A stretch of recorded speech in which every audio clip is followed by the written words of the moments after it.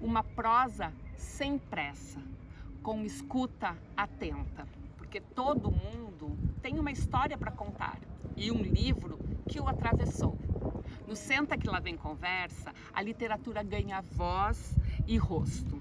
Aqui a gente senta para bater papo, para editar, para ler e vive os livros com intensidade.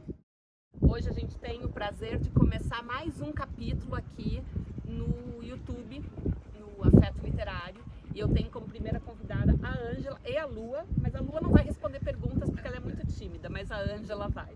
Amiga, ela obrigada. tivesse até respostas mais inteligentes que as minhas. Amiga, obrigada mais uma vez por me receber aqui. Tá virando rotina, eu no barco contigo.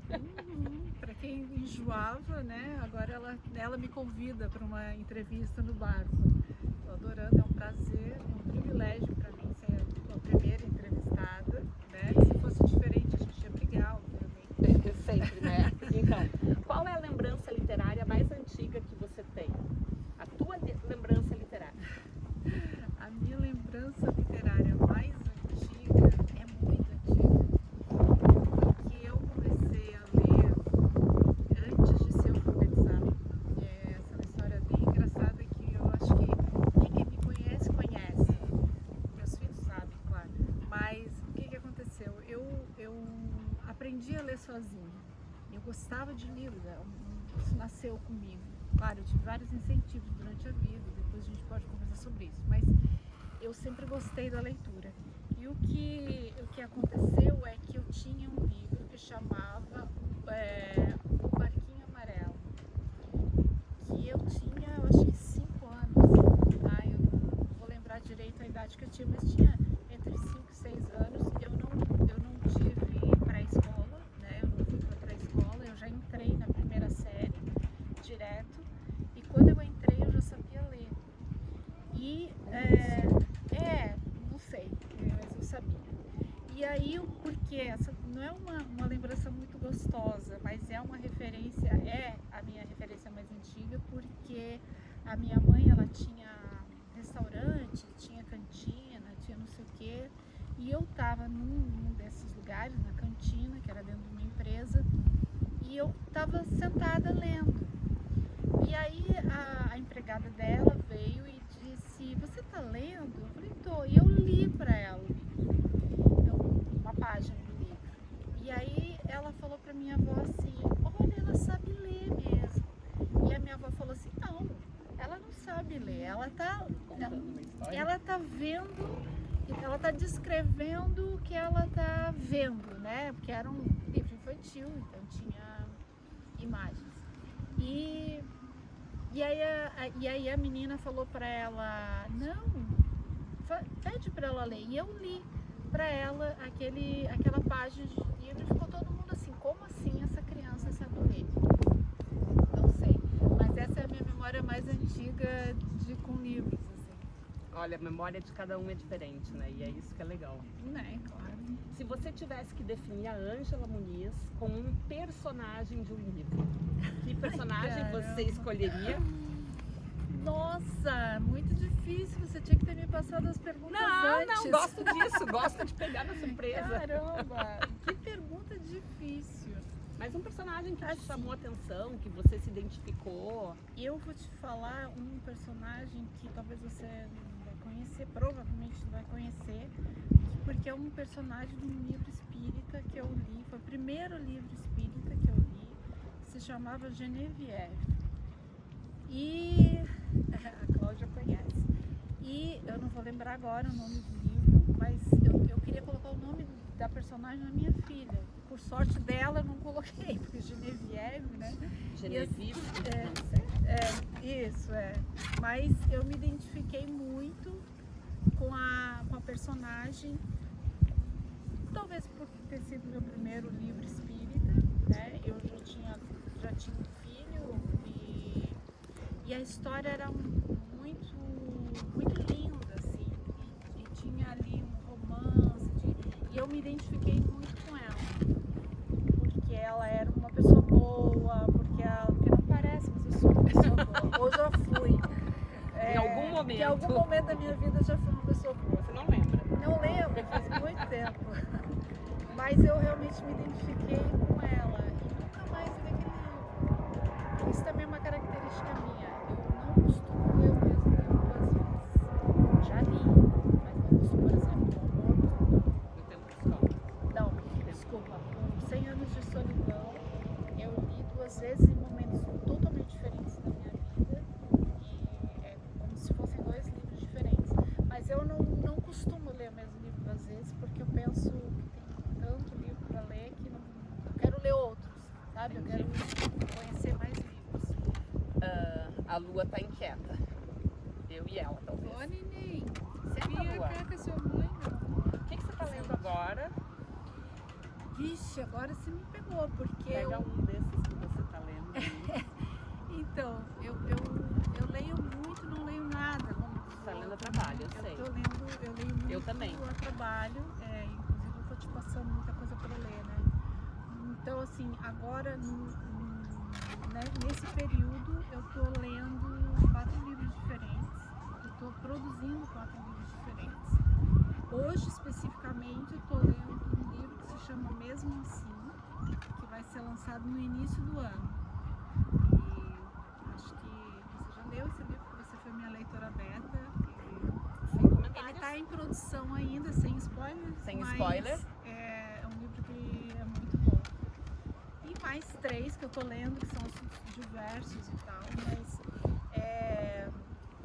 leitura por lazer eu não tô lendo. Ok, você falou desse livro mesmo assim. O que o livro tá te dizendo? Eu sei que essa é uma pergunta muito perigosa para te fazer falando desse livro. Que é difícil, né, de falar sem dar spoiler, mas esse livro, ele é um livro muito psicológico, vamos colocar assim, se é que existe esse termo, livro psicológico, sem ser de psicologia, né?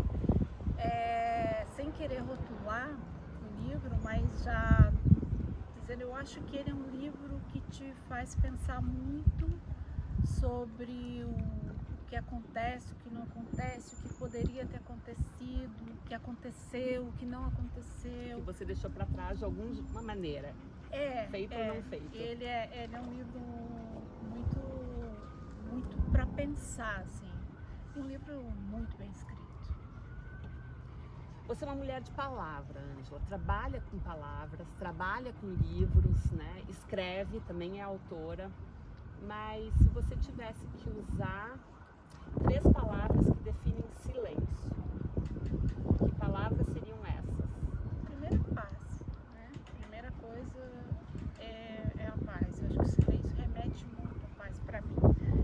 A outra palavra, eu diria necessidade. Eu sou uma pessoa que necessita do silêncio, assim. Eu gosto do burburinho, mas eu preciso de silêncio. E a terceira, eu acho que seria amor, porque eu acho que é no silêncio que o amor ele se mostra mais, sabe? A gente valoriza muito a palavra, muito eu tenho que dizer, eu tenho que me expressar, eu tenho que, sabe? Eu tenho que agir. E eu acho que o amor ele é muito mais visível, muito mais perceptível no silêncio do que na ação. Assim, pra mim, né, gente? Tudo que eu tô falando é o que eu penso pra mim, pra minha vida. Eu vou evitar comentários durante qualquer parte, porque eu acho que é por isso que a gente é amiga. Porque das 3 palavras, 2 que você falou, pra mim lembram barulho. Lembram agitação. Que é amor Não, que é paz e necessidade. Então, o silêncio pra mim, ele traz muita... Eu vivo no barco, né? E como o Rubem viaja muito, a Lua é minha companheira. Então, e ela não fala muito, né? E ela nem ladrar não ladra. Então, ela me ajuda nesse silêncio, assim. E pro trabalho que eu faço, o silêncio é maravilhoso, né? Ele é essencial até em alguns momentos, né? Embora, às vezes, eu saia, quando eu estou muito tempo sozinha, eu saia e vá para um café aqui na Marina para poder trabalhar, porque aquele burburinho ao redor também me ajuda a concentrar. Então essas seriam as 3 palavras para silêncio. Isso. Como é que trabalhar com edição entrou na tua vida? Conta um pouquinho pra gente aqui. Olha, bom, só para contextualizar, eu sou jornalista de formação, eu trabalhei em redação durante 23 anos, trabalhei em editora durante 5 anos e a edição ela foi o crescimento profissional, vamos dizer assim, né? Você entra no jornal, num cargo, no meu caso eu entrei como diagramadora, hoje são os designers, né? Na época eu sou velha, né? Então não existia ainda a faculdade de design. Fala isso, amiga. Não, mas eu entrei como digitadora, né? No tempo que ainda assim, recebia fax, entrei em 1990 no jornal como digitadora, recebia fax, digital.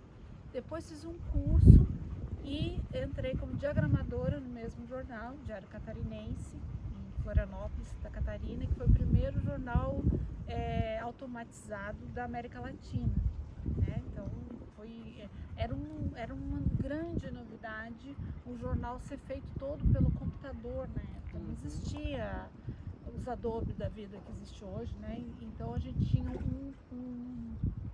um sistema e um programa para fazer a diagramação do jornal.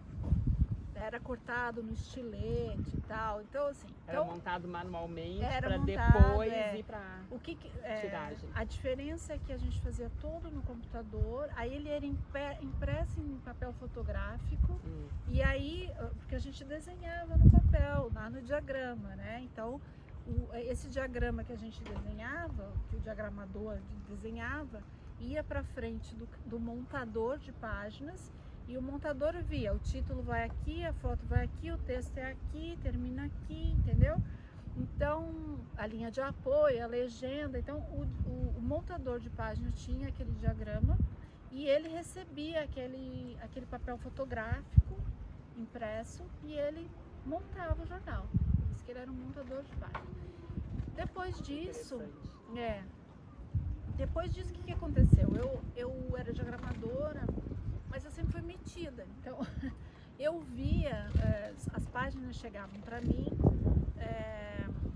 eu diagramava, o editor fazia lá o título do tamanho que tinha que ser, pegava foto no formato que tinha que ser, deixava o texto do tamanho que tinha que ser, voltava para mim. Quando chegava lá e eu ia ver se estava tudo certo, tudo do tamanho, eu achava um erro aqui, achava um erro ali. E aí eu chamava o editor discretamente e dizia assim, isso aqui tá certo? Porque, gente, eu não tinha formação nenhuma, eu tinha feito só ensino médio. Os caras eram macaco velho, editores há muito tempo, formados. Você não podia se mostrar doutorados, superior a eles. Então, e eu ia muito timidamente e dizia, isso aqui tá certo? Essa crase aqui tá no lugar certo? Isso aqui existe mesmo? Alguns levavam numa boa, outros ficavam com vergonha. Como que um diagramador vai ver um erro meu? Nesse meio, Senta Neném, tinha uma pessoa, a Xuxa Silva, que olhou para mim e disse, você vai ser uma excelente jornalista. E eu, como assim? Daí ela me pôs na reportagem, minha primeira matéria foi a crítica de um show do Ney Matogrosso. Olha que honra, gente. Eu fui fazer um show, nunca tinha escrito nada na minha vida e ela me deu essa super oportunidade. Sempre que eu falo disso eu me emociono, porque eu acho que ela viu em mim o que ninguém tinha visto, muito menos eu. Fui lá, fiz a matéria, gostaram. Tem um show da Sandy Júnior, vai lá tu fazer. Fui lá fazer. E assim eu fui indo e fui... Luá, senta aqui, meu amor, você tá aparecendo mais que o rei aqui. Senta, neném. Senta. Senta que a mamãe Você quer passar pra cá? Quer passar. Dá a garrafa aí. Aqui é tudo no improviso. Senta. Isso. Eu de bunda pra câmera. Isso. Aí, então foi uma coisa meio natural. Quando eu fui fazer jornalismo, por causa de uma amiga, que é a Romi, foi a que fez a apresentação do meu livro, porque ela estava num cargo no jornal que precisava ter diploma. E eu não precisava, porque eu era diagramadora, e diagramadora não precisava. E o sindicato estava batendo e tal, e ela falou assim, amiga, não sei o que eu vou fazer. E eu falei, tu vai fazer faculdade. E ela disse, mas como? Porque eu não tenho saco, porque vai ser difícil, porque não sei o que. Eu falei, eu faço junto. E ela disse, faz mesmo? Vamos embora, vamos lá, vamos fazer inscrição, vamos fazer vestibular, não sei o que. Botei pilha nela. USP? Não, foi na Unisul, porque a gente trabalhava o dia todo, né? Não tinha como fazer durante o dia. A gente tinha que fazer à noite, e a única que tinha à noite era privada. Aí, botei a maior pilha, ela fez a inscrição e eu não fiz. Sacanagem, Porque hein? porque eu queria era que ela fizesse, eu queria que ela precisava fazer. E aí ela disse que não, vai fazer. E eu falei, cara, não tem nem dinheiro pra fazer. Eu já era casada, já tinha 2 filhos, já tinha 2 empregos, eu não tenho tempo, eu não tenho dinheiro, não tem. Foi lá ela e fez a minha inscrição. Aí fizemos o vestibular, passamos as 2 e fomos fazer faculdade. No momento em que eu entrei na faculdade, o editor-chefe já disse assim, vem cá, tu vai sair da diagramação e vai para reportagem. Foi um step a mais, né? E aí, fazendo a faculdade, eu comecei, além da reportagem, a fazer edição, cobrir férias. Então foi aí que aconteceu a edição. Essa já tinha acontecido antes, quando eu ficava de olho na edição dos outros, né? Mas a história é longa, mas em resumo é isso. Foi um step by step, em que eu fui vendo e fui sendo conduzida pelo crescimento profissional, porque eu amava ser diagramadora, mas foi uma coisa que eu fui sendo levada. E quando eu cheguei na edição, eu pensei, é isso que eu gosto, porque ali eu juntava o meu conhecimento de diagramadora, que eu dava pitaco, os diagramadores odiavam, né? Porque eu ficava dando pitaco, não, isso aqui é possível, isso aqui não é possível, isso cuidado, isso aqui. Então eu uni o meu conhecimento como diagramadora, o meu conhecimento como repórter, e aprendi a fazer edição.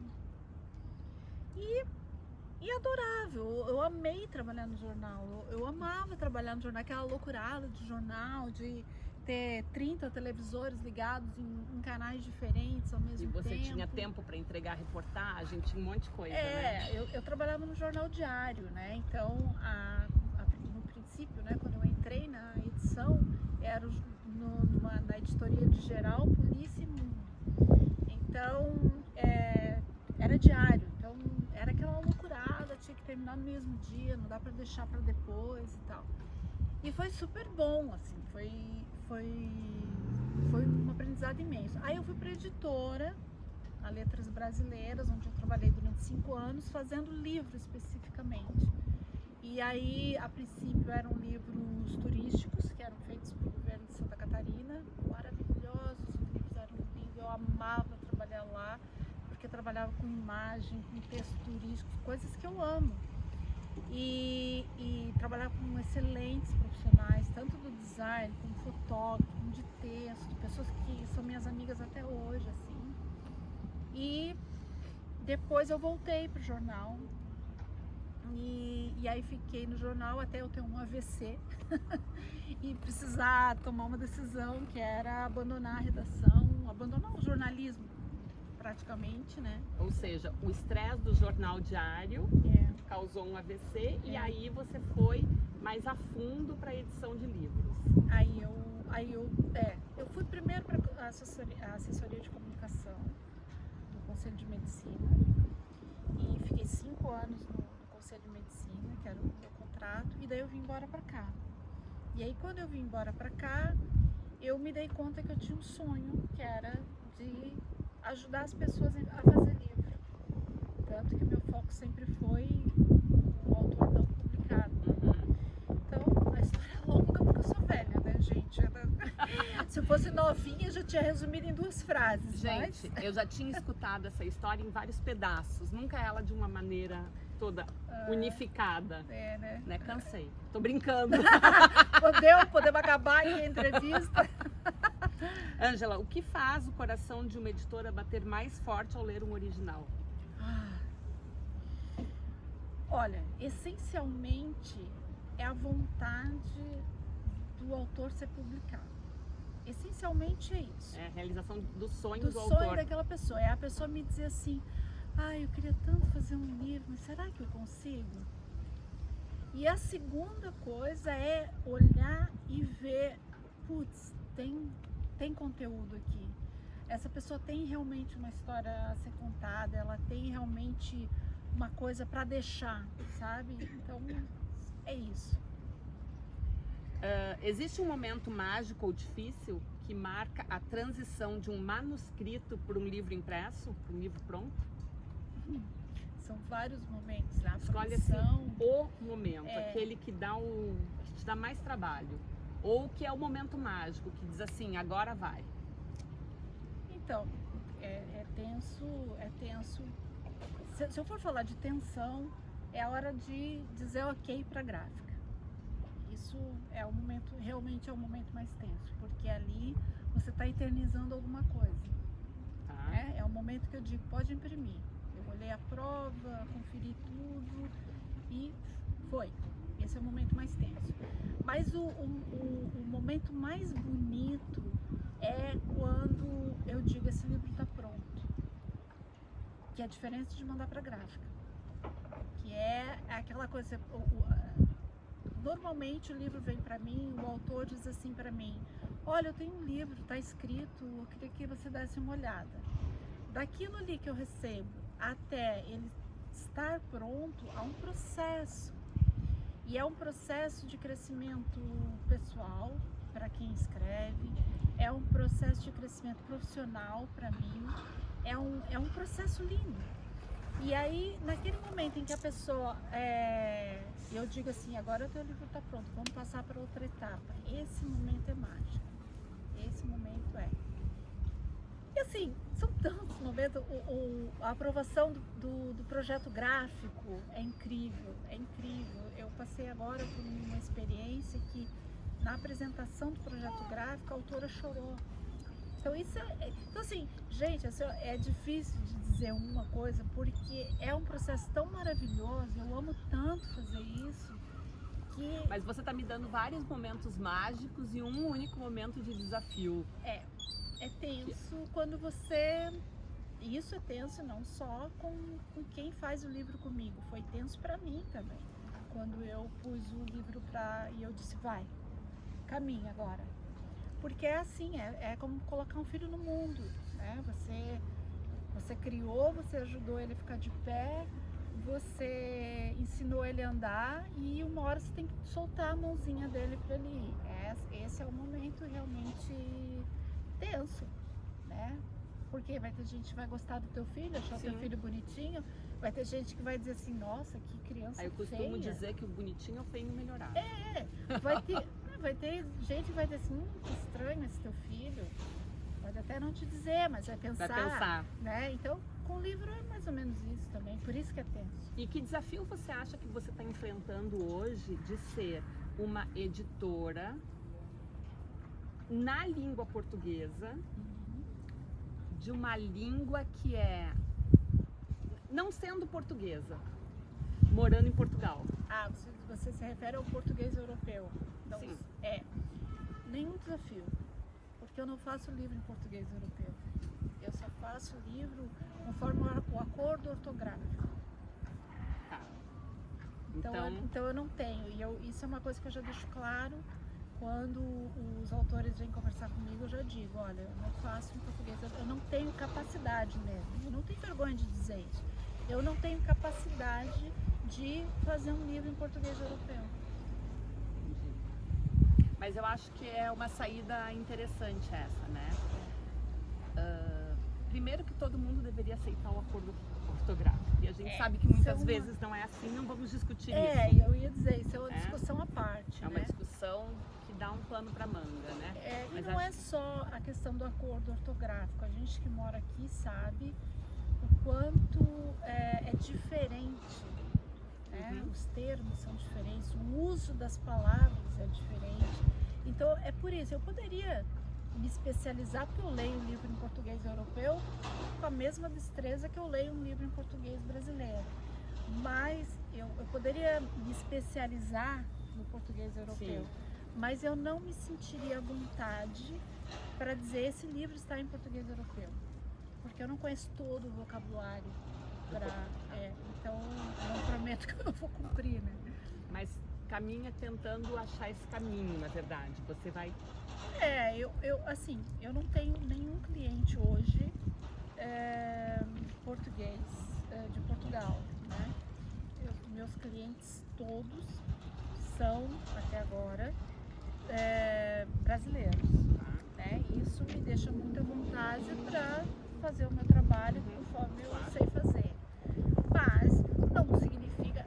Já tive proposta de fazer livros de autores portugueses e eu, se tivesse pego o livro, eu teria contratado uma revisora, até tem uma revisora portuguesa, porque eu não me sentiria segura para fazer uma revisão em português. Eu terceirizo. Quando eu não tenho capacidade para fazer, eu não nego o serviço. Talvez mas não eu seja, terceirizo. talvez não seja não ter a capacidade, mas não se sentir apta a.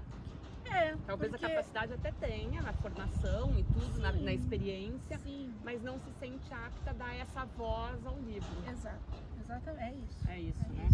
Ângela, como é que você enxerga o papel da editora hoje na formação de novos leitores? Muito importante, porque assim, ser editora no mundo hoje é um desafio, né?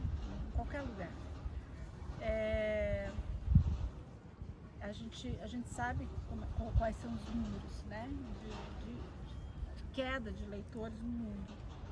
Isso em função de uma mudança que está aí, a gente tem que rebolar para a gente se adaptar. Mas eu acho o papel das editoras, muito importante, porque é o que continua fazendo o livro, né? É o que continua que seja o formato. Né? E são elas que vão indicar o que vai para a prateleira para a gente escolher na livraria, né? Sim, é muito importante. Existem muitos autores independentes hoje, né? Que também é uma saída, também apoio. Mas essencialmente a editora ainda tem esse papel de qualificar ou de mostrar o mercado, né? Outro dia eu estava falando com o Jaime da distribuidora Saudade, né? E a gente estava falando dessa dificuldade que é de colocar os gêneros dos livros, né? Porque são muito abertos e tal. Então, até e às vezes são muito próximos, né? Isso, Um romance com um thriller, por exemplo, às vezes tem na mesma história o romance e o thriller. Tem. E catalogar isso é difícil. Então, acho que até nisso a editora tem um papel importante, assim, para o mercado editorial, né? Em tempo de algoritmo, e a gente tem falado de algoritmos muitas vezes, né? O que ainda pode guiar, ou deveria guiar, a escolha de quais livros você deve publicar? Você não, os editores. Olha, eu sou seguidora da Vanessa Passos há muito tempo. Eu admiro a Vanessa. Nós conhecemos ela aqui, né? Ela veio para um encontro com a gente. Já conheci ela há mais tempo. E eu lembro que, não vou saber precisar quanto tempo, mas acho que uns 3 anos, mais ou menos, eu vi um vídeo dela em que ela dizia assim: se você tem menos de 1000 seguidores, não publique um livro. E aquilo bateu pra mim, porque eu fiquei pensando, nossa, como assim? Só que hoje eu vejo que o que ela disse foi uma grande verdade, porque eu vou dizer de novo, a gente está num processo de mudança muito grande, da escrita, da leitura, dos suportes para a leitura e do mercado editorial também. Então, a Lua. Ela gosta de ficar na frente da câmera, né? Então eu lembro que na época que eu ouvi ela falar isso, eu fiquei meio em choque, assim, mas como assim? Agora o número de seguidores está determinando quem deve ou não publicar? Não é uma coisa para você pensar? Só que hoje eu penso assim, agora, né, trabalhando com isso, só com isso, hoje eu só trabalho com editora, né? Eu vejo que ela tinha total razão, porque a priori quem vende o livro é o autor. Tá. É uma grande ilusão. Dizer que a editora vende. É uma grande ilusão. Ah, porque tá na FENAC, tá na Bertrand, tá no não sei o que, tá onde, não sei o que. Não vai vender. Não vai vender. Por quê? O que que... vou citar um exemplo, 2 exemplos aqui. Teve 2 autoras que vieram fazer o livro comigo. Eu fiz a parte inicial do livro e depois elas foram fazer com outras editoras em função dessa coisa de ter distribuição. Uma me ligou dizendo, eles venderam um livro meu. A outra me ligou, editoras diferentes, tá? Não estou falando de uma editora só. E me disse, eles venderam, sabe quantos livros? 2 livros eles venderam. E eu disse, o que você fez enquanto autora para vender o teu livro? Ah, não, mas é que eu trabalho, eu faço outra coisa, eu queria que eles vendessem. Esquece, isso é uma ilusão. A princípio, quem vende é o autor. O que pode acontecer? Que é o ponto mágico da coisa. Que é, eu vendo para os meus amigos, os meus amigos gostam, indicam para os amigos, que indicam para os amigos, cai na mão de um bookster e ele diz, esse livro é muito bom e vende o livro. Mas, a princípio, quem vende o livro é o autor. Eu citei essas 2 como exemplo de quem está no editora. O Rubem fez um livro comigo. Só tá comigo o livro. Ele vendeu todos os livros. Tudo que ele imprimiu, ele vendeu. Eu imprimi agora o livro. Eu tô com 13. Vendeu uma agora à tarde. Saiu um agora. Então, tô com 13 livros. Tô pensando na reimpressão, na segunda edição. Eu coloquei na FENAC? Não. Eu coloquei na Bertrand? Não. Eu coloquei em grandes redes? Não. Só eu vendi esse livro. Eu coloquei no meu site para vender. Nos grupos. Nos grupos que eu participo, eu fiz lançamento aqui, eu fiz lançamento no Brasil, eu vendi tudo. Então assim, é porque o livro é muito bom? Dizem que é, alguns dizem que sim, outros dizem que não, mas eu vendi o livro. O Rubem vendeu os livros dele, entendeu? Porque o autor trabalhou isso. Trabalhou para vender. Então assim, não é porque o autor fez a história, escreveu a história, que o trabalho acabou. Não, é ali que vai começar o verdadeiro trabalho, né? De divulgação. Vou citar outro exemplo, que é a Letícia, né? A Letícia, ela, a primeira edição dela, ela vendeu, a primeira impressão, desculpa, ela vendeu tudo antes de lançar o livro. Ela vendeu na rede, né? E ela é uma autora independente. Eu ajudei a produção do livro dela, eu dei assessoria da escrita para ela, mas quem vendeu e quem fez, porque ela contratou o designer, ela me contratou para fazer assessoria, ela tratou de tudo, ela tratou dos lançamentos, tudo. Antes da primeira noite de lançamento, ela já vendido tudo, já teve que mandar reimprimir, porque já tinha acabado. Entendeu? Então assim, ela tá numa puta, numa editora? Não. Foi. Nossa primeira conversa foi exatamente isso. Eu perguntei pra ela, pra que você precisa de uma grande editora? Se quando você tinha 1000 seguidores no Facebook, você vendeu todos os teus livros. O primeiro livro dela, que é o Do For Love. E ela, como assim? Você vai vender todos os livros. Ela não precisa mesmo. Ela não precisa. Hoje ela tem quase 50 mil seguidores. Ela não só vendeu tudo que ela tinha, reimprimiu e vendeu de novo. O primeiro, o segundo, e tá vendendo. Então assim, ela tem um sistema de distribuição que é caseiro, digamos assim. Ela tem uma amiga, né? que dá o suporte para ela em Curitiba, que é a central Europa, dela, né? Que a gráfica dela também está em Curitiba, né? Então ela contratou gráfica e E ela, então, sai da gráfica, vai pra Carol, que é amiga dela. Ela tem um site de venda e a Carol distribui para o Brasil. Aqui, quem está com a distribuição sou eu, e não é uma distribuição, é uma venda pelo meu site. Aliás, só tem 4 exemplares. Eu ainda não coloquei. Se alguém quiser. Eu ainda não coloquei a venda porque eu estou esperando ela definir se ela vem fazer o lançamento aqui na Europa. Vai ter que trazer mais. E daí vai ter que trazer mais, né? Mas eu vendi os livros dela em etapas diferentes. Eu vendi, vou te dar um exemplo só. Em menos de uma hora eu vendi 50 livros dela. Porque ela me avisou assim, Ângela, tá tudo certo no teu site, posso divulgar que eu tô com venda na Europa? Eu falei, pode divulgar. Fiz uns testes lá, deu certo, vamos embora. Ela terminou de postar, me mandou uma mensagem dizendo, olha, publiquei lá. Eu não tinha visto ainda. Já tinha vendido o 50. post dela, eu já tinha vendido os livros.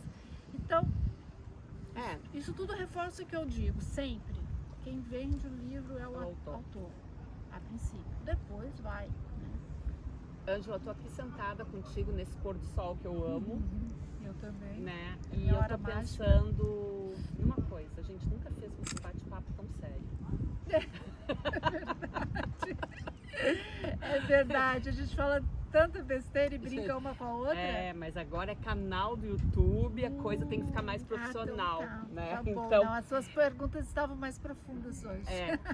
E a gente também tá indo pro final, tem mais algumas perguntinhas, não dá para acabar assim, né? Então, se você pudesse deixar uma dedicatória invisível dentro de todos os livros que você já editou, o que você acha que você escreveria?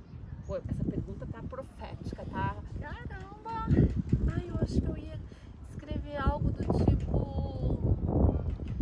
Você está entrando num sonho. Porque como o meu foco é fazer livro de quem nunca teve um livro, eu gosto muito da ideia de que eu estou ajudando alguém a realizar um sonho. Então eu acho que dentro desse livro pode ser com aquela canetinha invisível, sabe? Eu escreveria isso. Você está abrindo um pacote de sonho, assim, né? Porque eu acho que é isso, assim. E assim, é um sonho que é um sonho que não é só do autor, é um sonho meu, porque quando a pessoa vem falar comigo, já vira meu sonho. Tanto que às vezes eu faço orçamento, porque eu faço todos os livros que eu faço orçamento. Tem muita gente que não tem muita noção de valor e daí vê que não é assim tão, né, fácil fazer. E eu faço o que eu posso para simplificar e dou todas as condições para que a pessoa possa fazer, realizar aquele sonho dela. Mas eu já tive livros que eu disse assim, olha, se você não puder fazer comigo, faça com outra pessoa, mas faça. Quando o livro é muito bom, você vai fazer a apresentação de um livro que eu li, gostei muito, mas infelizmente não veio pra mim, em que eu disse isso pra ela. Mesmo que não faça comigo, faça esse livro, realize esse livro, porque o livro é bom.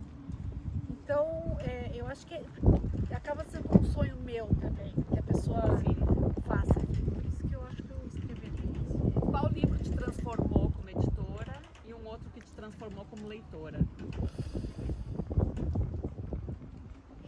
Eu vou te dizer que um livro que me transformou como pessoa foi O Amor nos Tempos do Collor. Do Gabriel Garcia Marques. Gabriel Garcia Marques é o meu livro na vida. Assim. Esse foi durante muito tempo 100 Anos de Solidão. Isso que é engraçado, porque é o mesmo autor. Mas quando eu fui pega pelo Amor nos Tempos do Cólera, eu mudei muito. Assim. Ele tem... É um livro... Ele não é um livro romântico, embora todo mundo ache que ele é. Ele é um livro sobre o amor. Romantizado? Não. Ele é um livro que... Ele não tem dá uma spoiler, verdade... vou ter que ler, tá?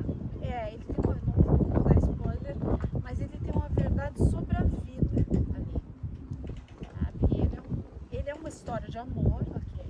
O amor nos tempos do cólera. Mas ele é uma história sobre a vida mesmo, assim, sobre o que a gente faz da vida, sobre o que a gente quer da vida, sobre as escolhas. E ele tem coisas, inclusive, que eu já usei, frases do livro que eu já usei, inclusive, para os meus filhos. Porque eu vou falar só de uma cena, sem nenhum spoiler, que é a mocinha, ela casa com um médico, tem um casamento feliz com ele e ele acorda cedo todos os dias para ir trabalhar e ela gosta de dormir um pouquinho mais. E aí o barulho que ele faz e a luz que ele acende incomoda ela.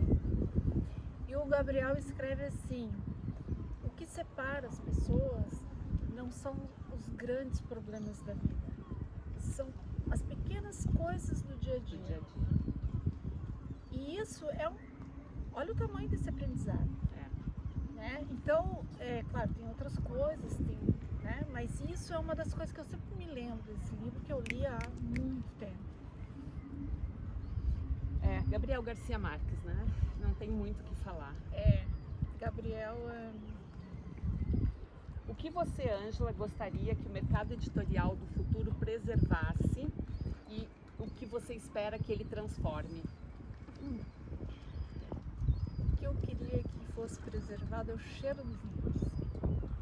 Eu amo o cheiro dos livros. Isso é química, tá, gente? Amo.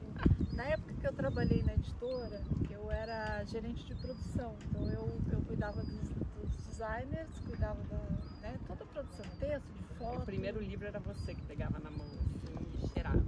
Eu fazia as reuniões de briefing dos livros nas livrarias, porque eu queria que os designers entrassem na livraria, imaginassem o livro que ele ia criar, né? O design que ele ia criar, ali naquela livraria. Eu queria que eles passassem a mão no livro, eu queria que eles sentissem a textura do livro, eu queria que eles sentissem o cheiro do livro. Então, o peixe pulou aqui. E a lua pulou junto. A lua pulou junto. Então, eu acho que o que eu queria preservar seria o cheiro, já que a textura vai ser um pouquinho mais difícil, mas eu queria muito que fosse preservado o cheiro. E a outra pergunta? E o que você gostaria que fosse, que espera que fosse transforme? Transformasse. Olha, o sonho, né, é que os livros conseguissem cada vez mais ter leitores, porque o livro não é nada sem leitor. Hoje eu li uma estatística infeliz no Brasil, que pela primeira vez o Brasil tem mais não leitores do que leitores. E isso é muito triste. É muito triste, né? Muito triste.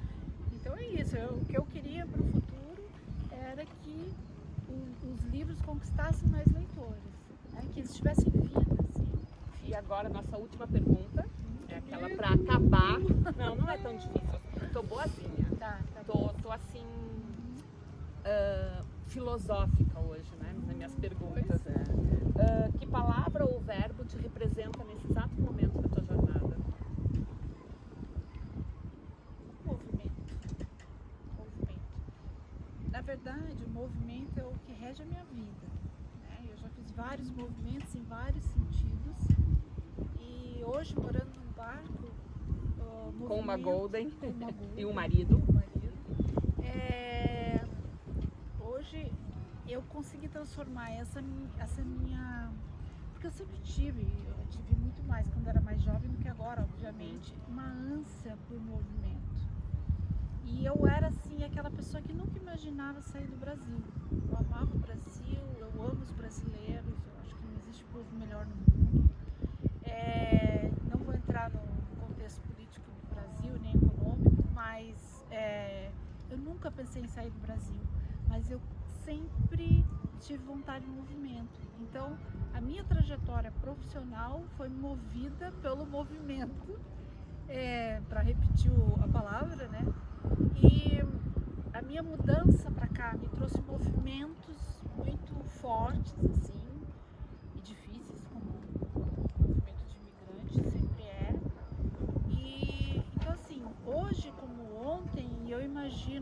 amanhã depois, e depois e para sempre. Eu espero que seja o movimento da minha palavra. Assim. Acho que é isso. Então, com a palavra movimento, a gente termina essa entrevista. Ângela, obrigada. Vamos parar no movimento, então. Vamos parar no movimento. Muito Obrigada, amiga. Obrigada. E assim a conversa termina, mas o eco das palavras fica. Ângela nos lembrou que editar é um ato de escuta e de cuidado. É uma maneira de ouvir a história de todos. Obrigado, Ângela, por se sentar aqui comigo no casco do teu barco. E todos vocês que nos acompanhem, aguardem então as próximas entrevistas e que nunca falte uma boa conversa e livros com alma por trás.